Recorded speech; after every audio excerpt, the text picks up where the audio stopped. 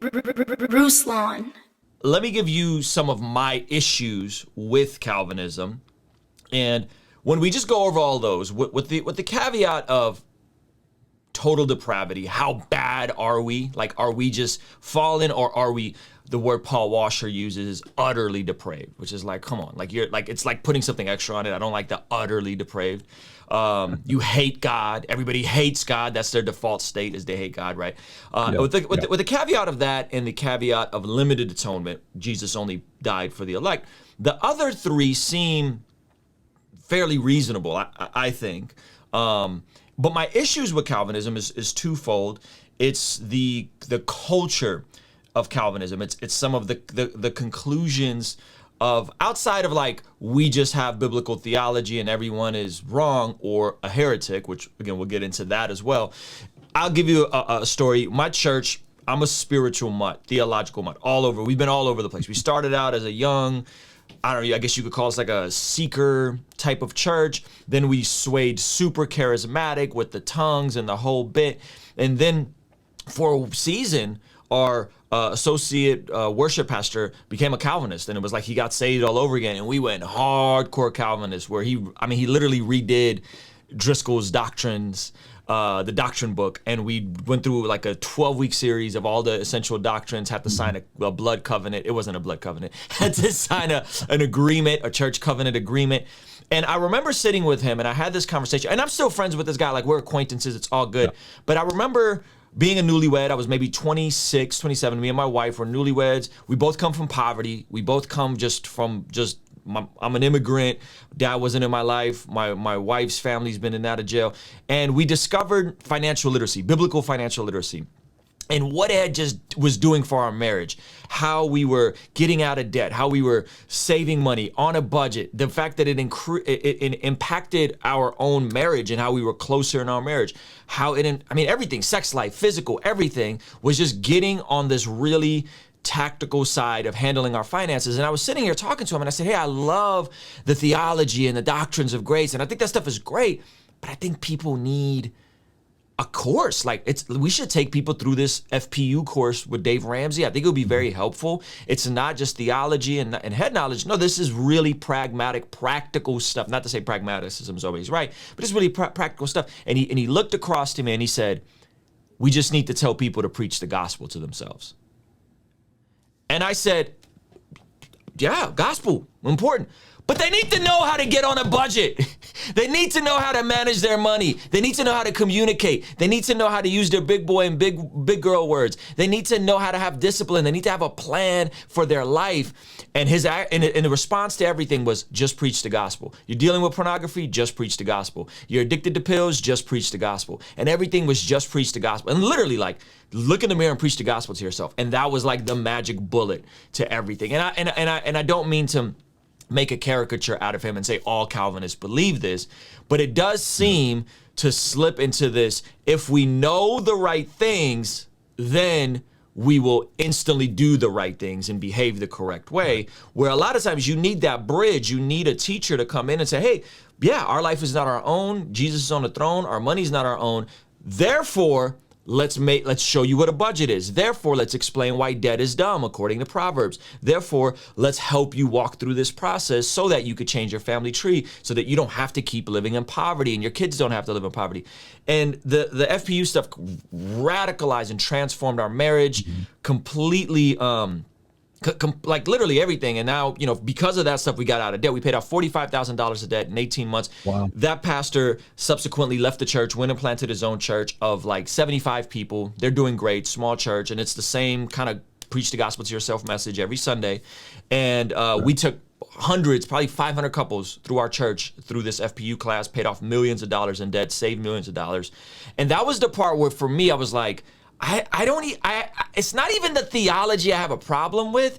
It's the way this impacts Christian living that I have a problem with. It's the way, and we could get in, and I want to get into Gnosticism in a little bit, but it's the way the culture of it is. It's this very like, we have all the answers, everyone else is wrong, and we're just gonna simplify everything to just preach the gospel. I would love to hear your thoughts on that as an ex-Calvinist who, was fairly deep in it.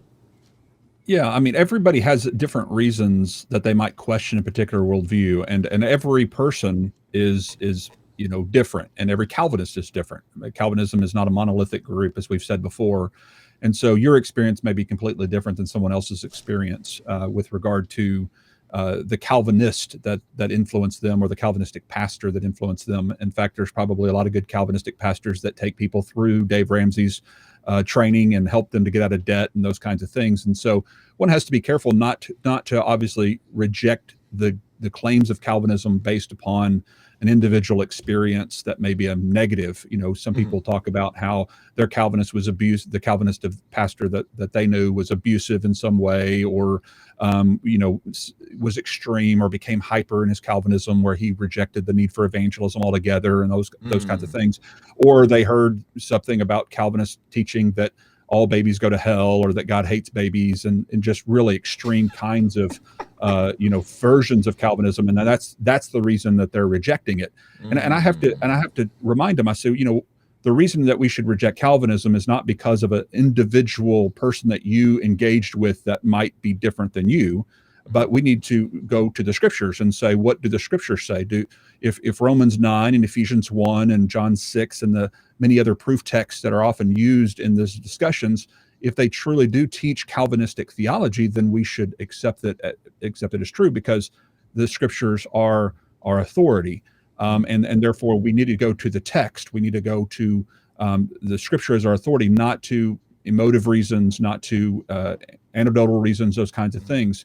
Nevertheless, that being said, there are things valid with regard to how your theology will drive your methodology. So oftentimes when you hold to a particular perspective about God and his love, and you believe that love is limited to an elite group of people, then sometimes that can drive the way you apply your theology, the way you do things in whether it's reaching out to your community, how you do your budgeting, how you do missions, how you do apologetics. That's one of the reasons that you have different apologetic methodologies out there, is because of different theological beliefs. So your theology does drive your methodology. And so that's why it's important to understand why you believe what you believe about God, and to understand that oftentimes you begin to take on the characteristics individually of what you believe and who you believe God is. You become what you worship. And so if you worship a God who has a tendency to be elitist and maybe seen as wrathful and seen as angry and mean and those kinds of things, if that's the kind of God you believe in, then sometimes you can take on those characteristics. Not all the time.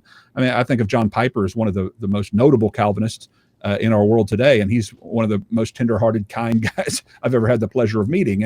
And I know he's big about staying out of debt, and I know he has trainings on things like that as well. And so he would be probably one of the best examples of a good Calvinist that's out there who is well balanced. But at the same time, that doesn't change the fact that I disagree with his interpretation of the scriptures with regard to soteriology. Thank you for mentioning John Piper. I remember Mark Driscoll, not in his methodology and what happened with Mars Hill, but I remember liking some of his more balanced views with regard to financial literacy and all that kind of stuff. I guess for me, maybe, and thank you for saying that every Calvinist isn't in a monolith, because I think that's actually very, very fair. I guess for me, maybe it was because I was around a lot of young Calvinists, a lot of Calvinists that were getting saved.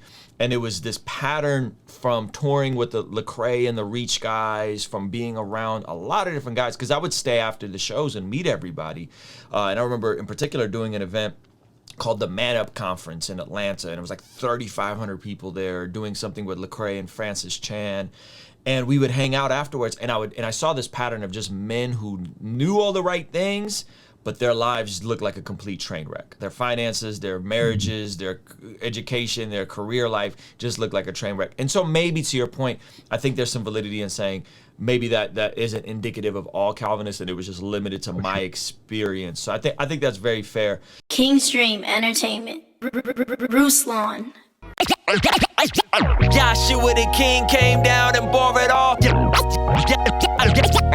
Yeah.